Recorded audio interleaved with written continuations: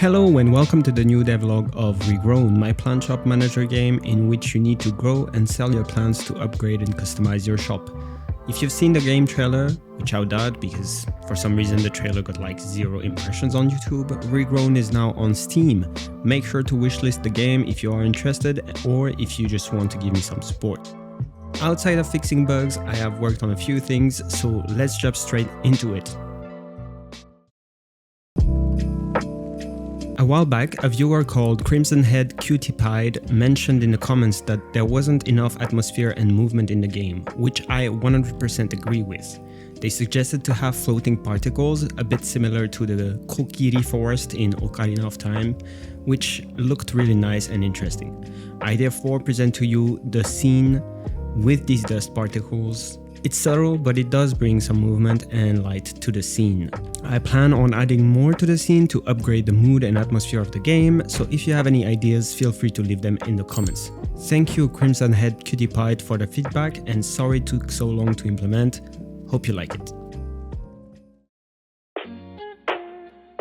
One of the first things I worked on this past month was the market. Until now, the market used to work, but it was feeling a bit bland. So what I wanted was to have a market that dynamically evolves relative to the amount of money the player has.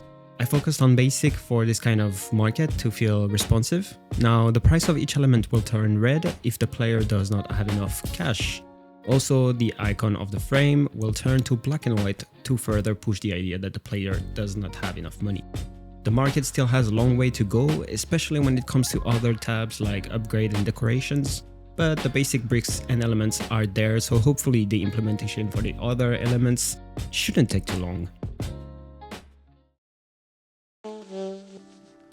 Previously, I had shown you the price wheel element that would be used to select a selling price for the plants, but as I said in the last video, the price wheel was not really working.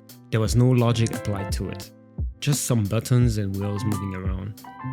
Now the price displayed on the price wheel will be applied to the plant and the price will be kept in memory, meaning that if you decide to open the price wheel for that plant again, its price will be automatically displayed, which makes it way more convenient for the players. Talking about convenience, while tasting, I thought that it was getting tedious that every plant's first price was always set to 0, which means I always had to change each unit of the price one by one, especially considering that the shop will be able to house something like 20 plants. This will get too tedious. That's why I implemented a plant history. Each time a plant is sold, for example, if a monstera is sold, the game will keep the price in memory, and every time a new monstera is sold, the game will set its historical price by default, which should alleviate the plant price setting system.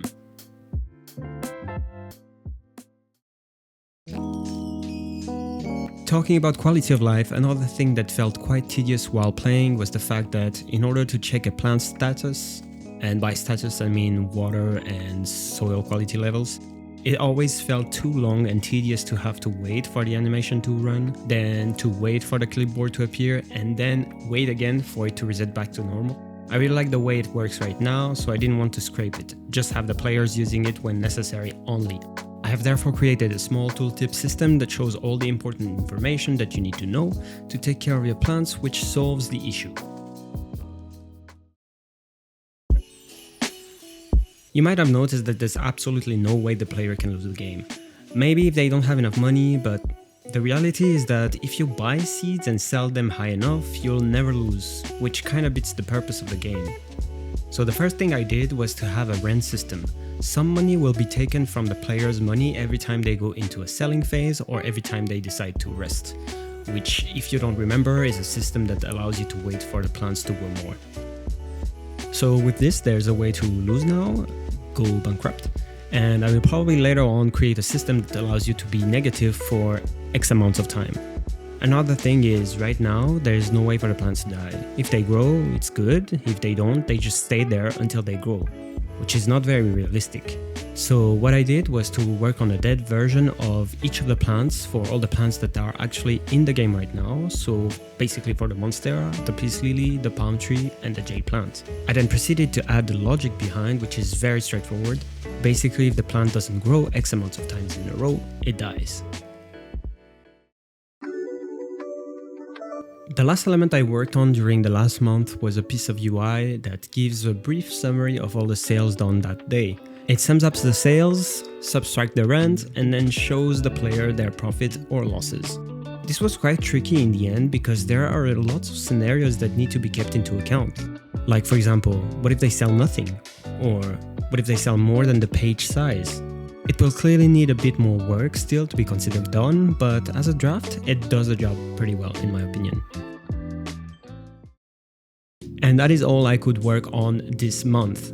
The aim now is to push towards having either a playtest or a demo ready. There's still quite a bit to go, but slowly we will get there. Don't forget that Regrown is now on Steam, and the best way to support me or the project is to wishlist it. I would really appreciate if you could do so. Additionally, you can like and subscribe to the channel to keep up with the new videos. I will see you in the next one. Ciao, bye bye.